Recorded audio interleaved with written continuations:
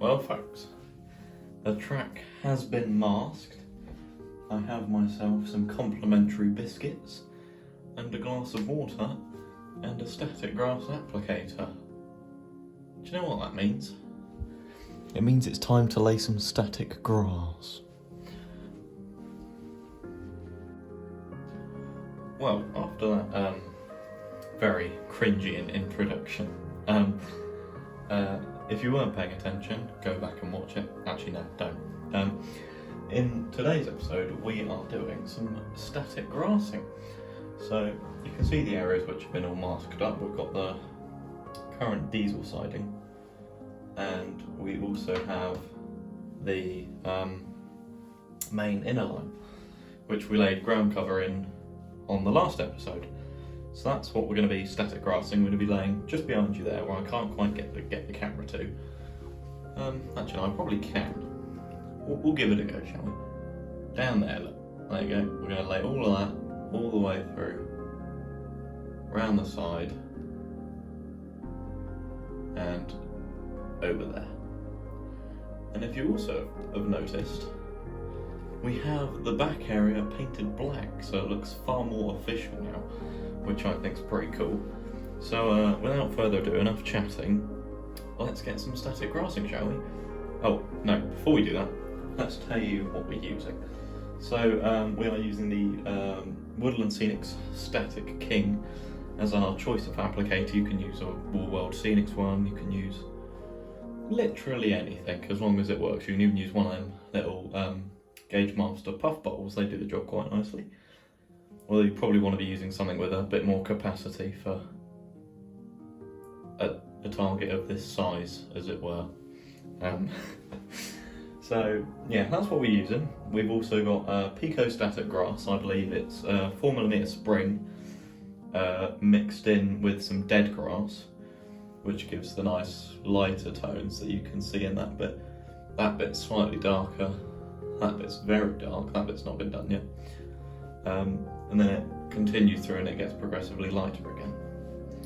It is just the lighting though, that area over there is just as bright. But, let's get to it, shall we? Let's see how this goes. Welcome back. So what I've done, first of all, thought I'd let you know, is I have used the World Scenics Static Grass Layering Spray. I always thought this was Pico layering spray. I don't know why. I think it's because we got it on Pico. But yes, there you go. World Scenics Static Grass Layering Spray Adhesive. And basically what you can do with that is you can lay down your first layer and then, well, as it says on the tin, you can lay on more and more as you go. So yeah, now to the static grassing. Right, there we are. There is the first bit static grassed. You may have noticed, if you're new to static grassing, that I use something that looks sort of like a ground anchor, which is this that comes with the Static King, which basically gives you a point of staticness for the grass to go off of, I guess. So you can use that and that will help your grass, you know, do grassy things, I guess. So yeah, that is the purpose of that. Let's refill and move on to the other side, shall we? Let's finish off the other side of the cutting. Now, a quick disclaimer. One thing you should always have is a nice brush to make sure your grass stands up. So just fan through all your grass, make sure all of that stands up. Make sure you use a nice brush. Essentially, the bigger the better, really. So if you've got like a broom or something, that'll do just the job.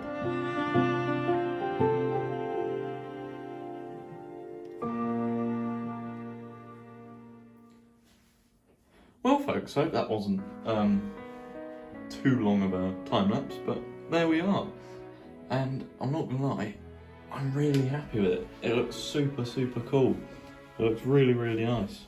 It's all come out with the yellows and the grass. I'll try and do some close-up shots with some sound extracts, because I think that'll really bring this sort of section to life. So just to let you know, guys, all of the YouTube videos where we're running trains will only be filmed in this section of the cutting for the foreseeable future. No, we'll move on steadily. My next job, like I said, is going to be the bridge, and then get some scenery around the shed and station area, and then that'll be the layout. Pretty well covered and done, I think. Obviously bits will change because the layout's never finished, but it will be very, very minor. But yeah, really happy with it. Let's get some shots of the trains.